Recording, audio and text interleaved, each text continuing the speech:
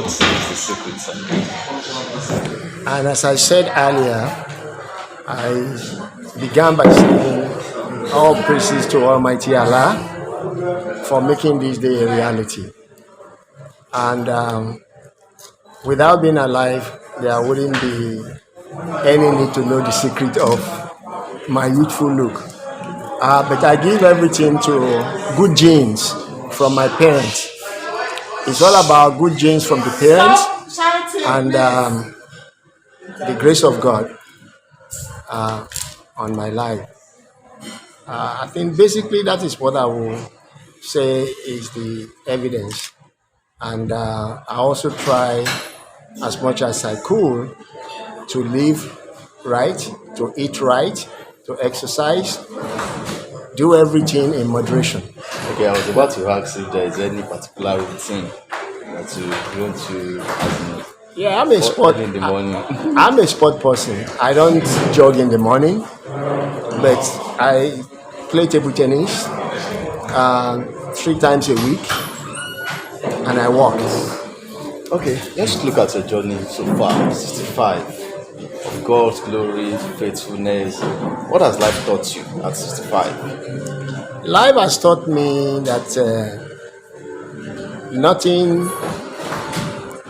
is permanent in this life. Everything about life is transitional, and there is also no shortcut in life.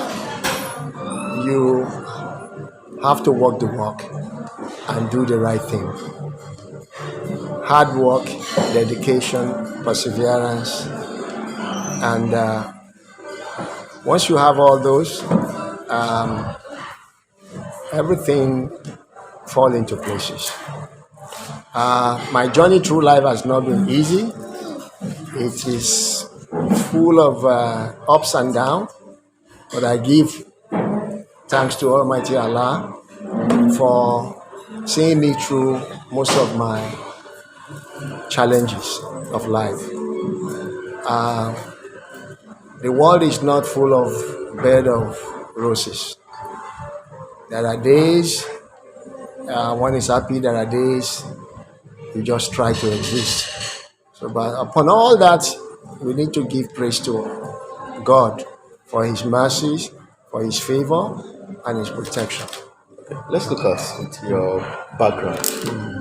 How did the journey started? Where are you from? And then we are going to talk about the Dosumu dynasty. My journey in life started from where I was born in Lagos. I was born at Itagarawu. I think it's in Orel-Fero.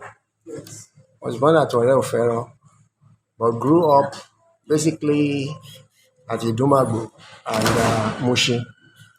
So I'm a Mushin boy and I'm also a Lagos boy. And I went to schools in both places before proceeding to Oriwu College, where I finished my high school college and joining immigration service after my youth corps in 1982. And I was in immigration services until 1989 when I left for United States. And when I got to United States, I furthered my studies, and I worked in with an investment banking firm, Morgan Stanley, then Wither, which later became Morgan Stanley.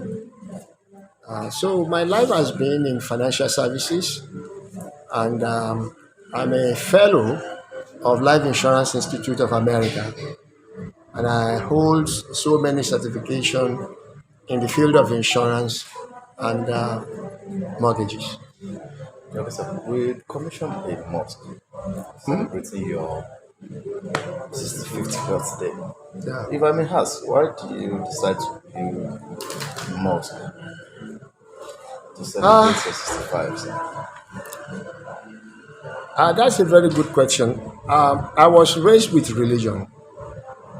My mother was a devout Muslim, same also with my father.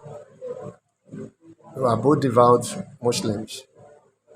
But growing up, I really didn't take religion seriously.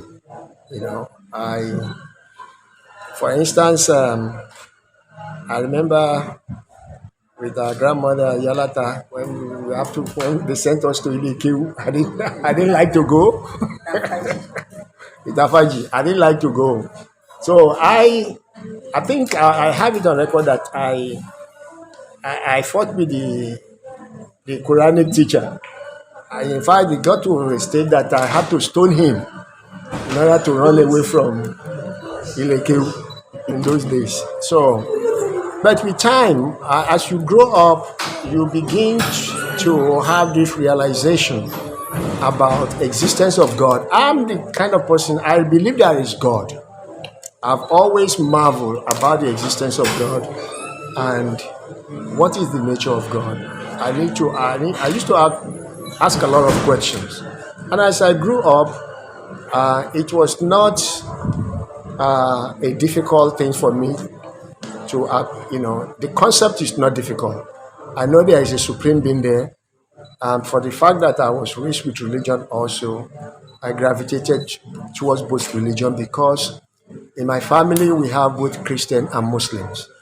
And there was a time I was a practicing Christian before I revert back to the religion of my parents.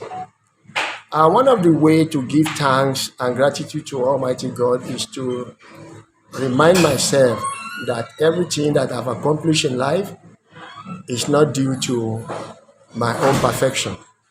It's not due to the fact that I am better than any other person, but just to the grace of God.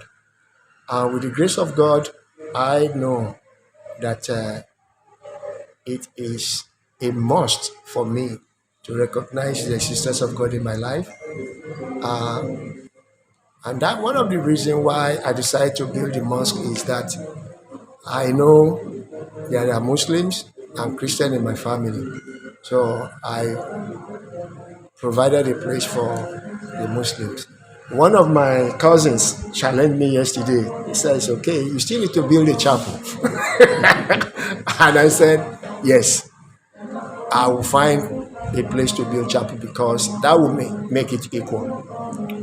That's true. Yeah. Okay, sir. This is going to be my last question, sir. If you are meeting with a younger ones who sees you as of course, you are a role model, your life is a testimony, and then looking at your successes in life, what would be your advice to younger ones when you have encounter or you meet them?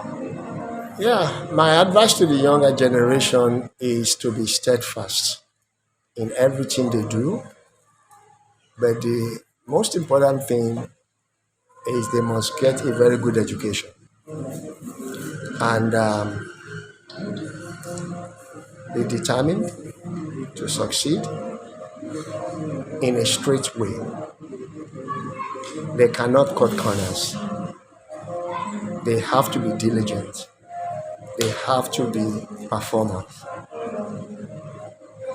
Mediocrity should not be in any things they do. They have to strive for perfection. We know that perfection only belongs to God, but when you strive for perfection, it makes you better. So in everything they do, they should strive for that. And above all, there are certain principles in life they need to enshrine in whatever they do. They need to be truthful, respectful of authority, and diligence in everything they do. All right.